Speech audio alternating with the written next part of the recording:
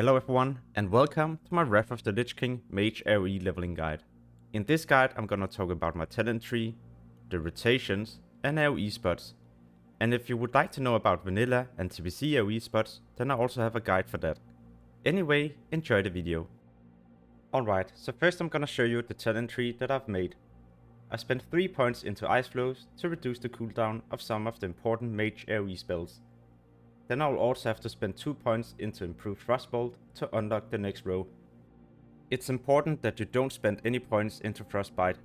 If you choose this talent, some of the targets will all of a sudden be frozen and not stacked at the same location, so make sure not to spend any points into this talent. In the next row, I spent 3 points into Ice Shards to increase the critical strike damage of my Frost spells.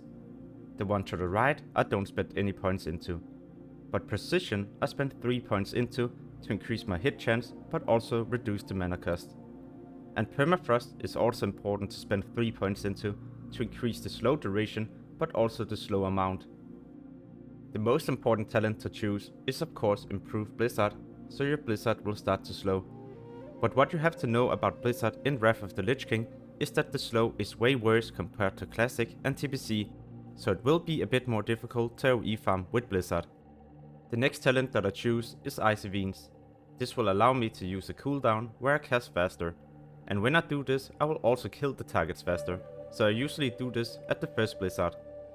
3 points into Piercing Ice to increase the damage of my Frost spells, 2 points into Arctic Reach to increase the range of my Blizzard, 3 points into Frost Channeling to reduce the mana cost, and then 3 points into Shatter to increase the critical strike chance of frozen targets. The reason why I picked this is because you will not only be doing blizzards, sometimes you will for example also do Cone of Cold, and that's why I also spent 3 points to increase the damage of my Cone of Cold.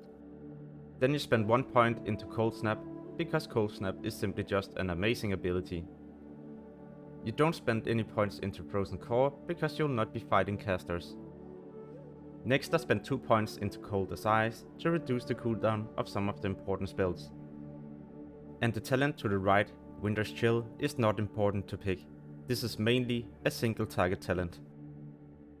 It's mandatory to spend 1 point into Ice Barrier. This will allow you to get an Absorb Shield, which is amazing when you have to do the AoE pooling. I spent 5 points into Arctic Winds to increase the damage of my Frost spells, but also to reduce the chance of me being hit by melee and range attacks. It's important that you don't spend any points into Shattered Barrier. If you choose this talent, all of a sudden you might have pulled monsters and rooted them at different locations. The last talent point that I spent in the Frost tree is to get my pet. The pet is amazing because this will allow you to get a second Frost Nova. The remaining talents in the Frost tree is mainly for single target and PvP, so this I skip for now. Instead I spent a few points into the Arcane tree to unlock a few talents that is going to be important. In the first row there isn't really any great talents, but I spent a few points into Arcane Focus to reduce the mana cost of when I use my blink.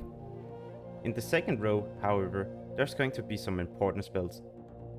I spent 5 points into Arcane Concentration. This will grant me 10% chance to when I cast a spell to get a clear cast.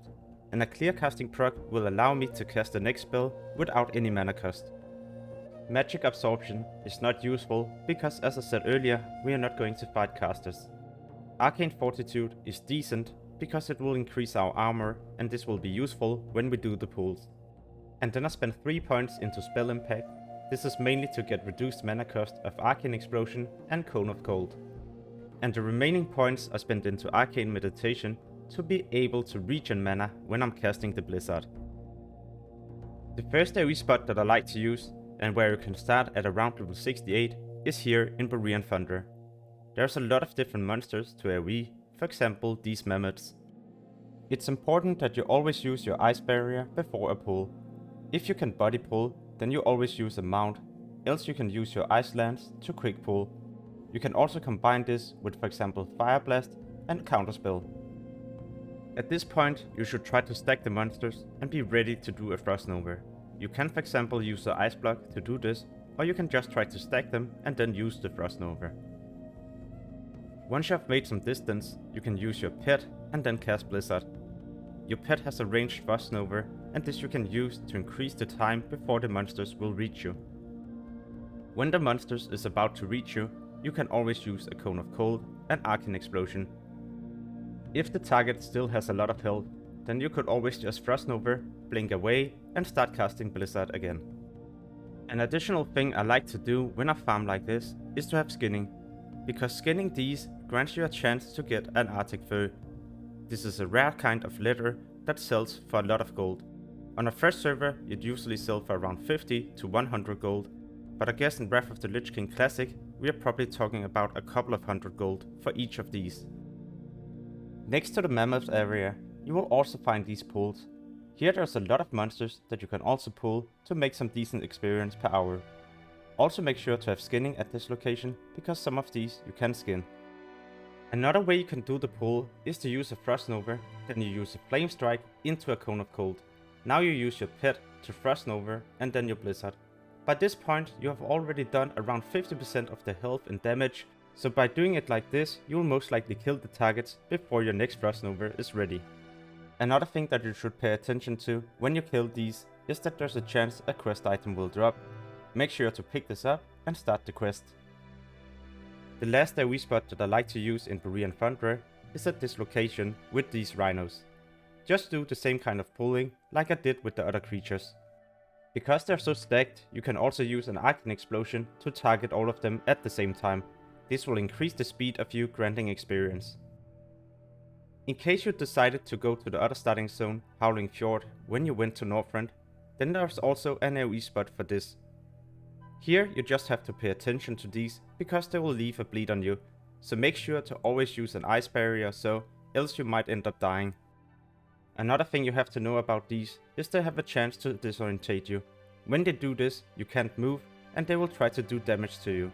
And for that specific reason, I prefer to go to Berean Thunder at low level. When I get to around level 72, I like to swap to Dragonblight. In Dragonblight there's also a decent farming location, but here you don't need skinning. Instead what you're farming for is cloth, so in case you're planning to level your own tailoring, this kind of farm will be useful. Nonetheless, in Dragonblight there's a lot of quests, and a lot of these quests will have a lot of monsters stacked, so I usually just prefer to quest at this level range. If you do however prefer to AoE farm, then you could always go to Grizzly Hills instead.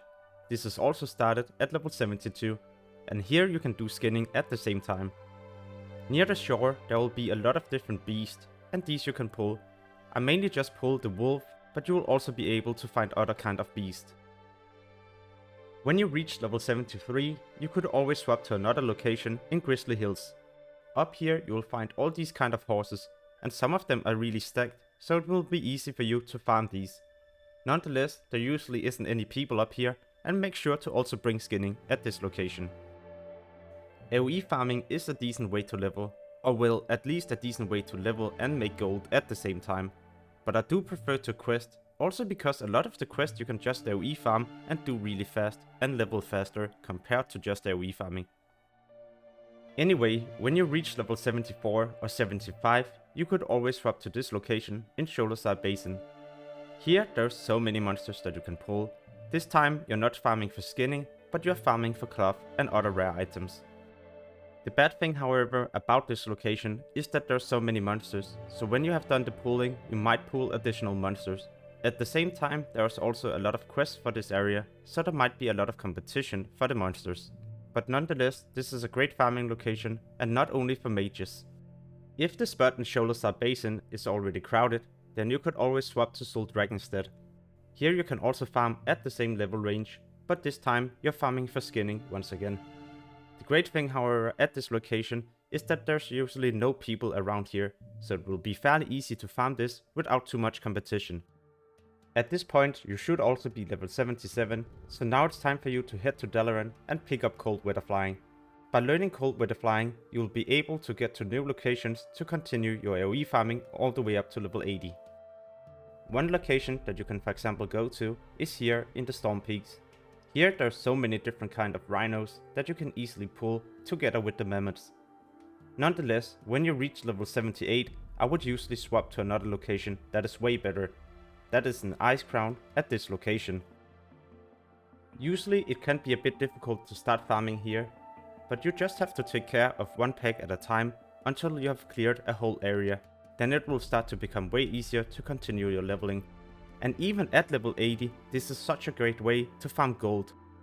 One thing you have to pay attention to when you do this AoE farming is that they will use a shout that will reduce your movement speed. So if you play a gnome, make sure to use the racial. At this location you will be gaining a lot of cloth, but also a lot of rare items, green items and stuff you can winter right away. Once you have taken care of one pack, it will be a lot easier for you to start AoE farming at this location. And the great thing about this location is that there's so many monsters, so you will be able to continue AoE leveling without any downtime. Sometimes I also like to do this as double mage, and when you do this as double mage, you will be able to pull way more targets at a time and also kill them faster. Even when you do this strat as double mage, there will still be so many targets at this area that you never have to wait for any respawns. But yeah, that's about it for this leveling guide. In case you would like to see other leveling guides, or maybe class guides or profession guides for Wrath of the Lich King, make sure to check out the channel. As always, thank you for watching and have an amazing day. Peace.